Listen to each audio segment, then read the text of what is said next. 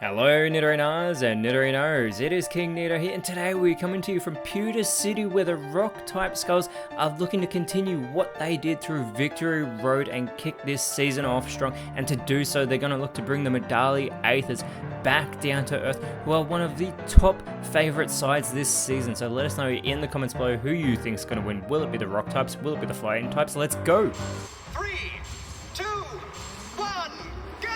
But that is right, the Medali Aethers have been tipped to be a top 4 and elite 4 side, and they are standing out massive with Dragonite and Gliscor making its debut, but Rhyperior is making their debut as well, alongside Colossal with that Supersonic from Gliscor immediately going for Rhyperior.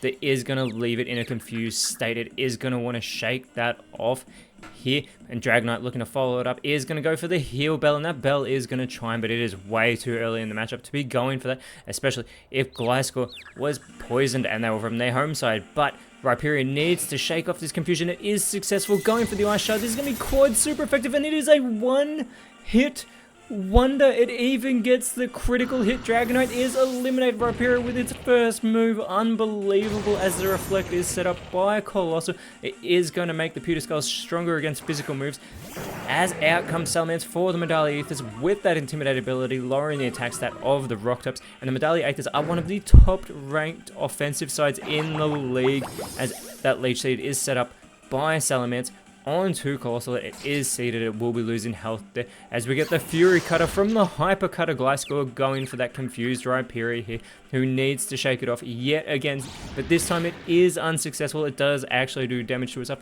after impressively taking out Dragonite. That was unbelievable, as we get the Blaze Kick onto Gliscor from Colossal there, and there is that Leech Seed starting to take effect on Colossal, and it would normally restore the health to Salamence, but it's actually at full strength as it goes with the Eerie Impulse, clearly focusing in on Colossal here. It is going to lower that special attack a great deal.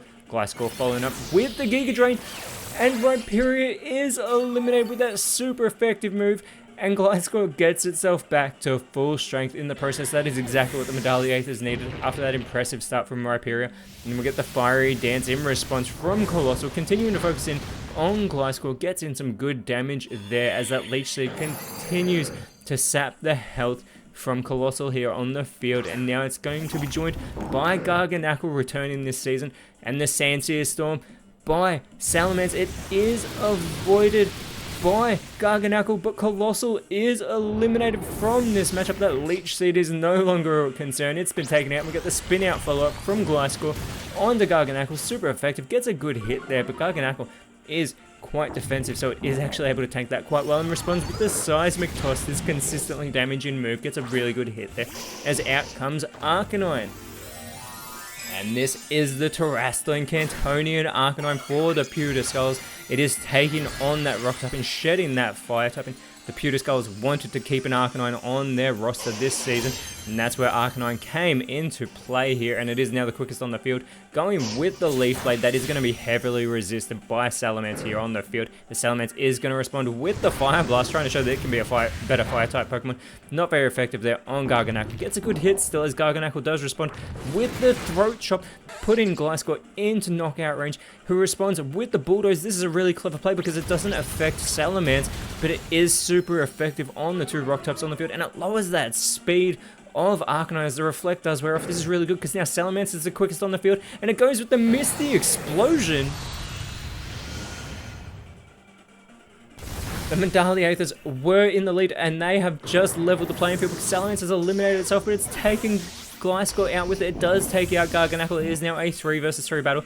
Arcanine needs to not do anything silly. Goes with a Bleak Wind Storm. That would have been impressive to see hit the flying types, but there are none to go for yet, as out comes Honchkrow, and it is going to be joined by Roaring Moon. It is going to be Minior making its debut with that Shields Down ability for the Pewter Skulls, that heavily defensive when it has that shield activated.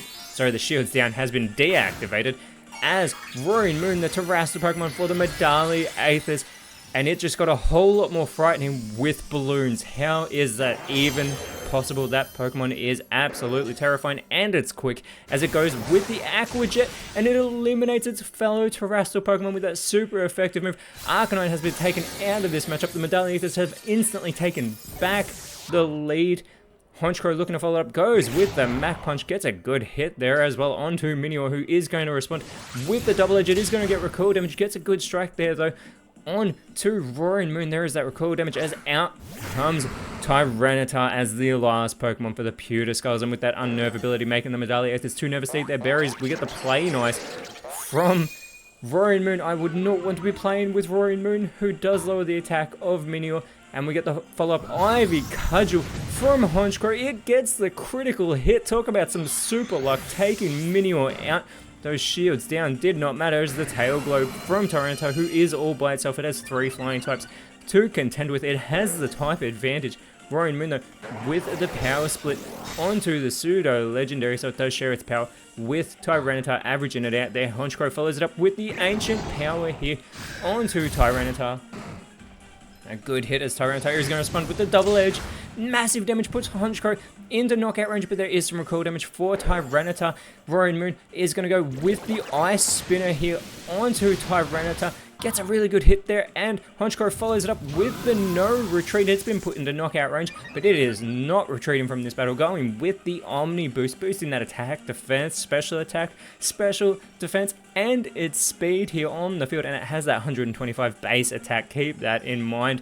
After that no retreat, it can no longer escape, but we get the Mud Shot, which will not work from Tyranitar. The flying types are immune to ground type moves, so they're super effectively weak against Rock type moves, but that doesn't matter because the Leaf Storm from Roaring Moon has eliminated Tyranitar from this matchup, and just like that, the Medallia Aethers have taken the victory here in round 1 over the Pewter Skulls in this heavy hitting affair. Medallia Aethers are going to be tied for first, and next round they will be going up against the Pony Stars. Whereas for the Pewter Skulls next round, they will be going up against the Montanavera Sylphs. And until then, Nidorinos, thank you so much for watching. Let us know in the comments below who you thought was the best on field. And if you enjoyed what you saw, please leave a like, share, subscribe. But more importantly, always remember, you are awesome. And I'll see you when you see me.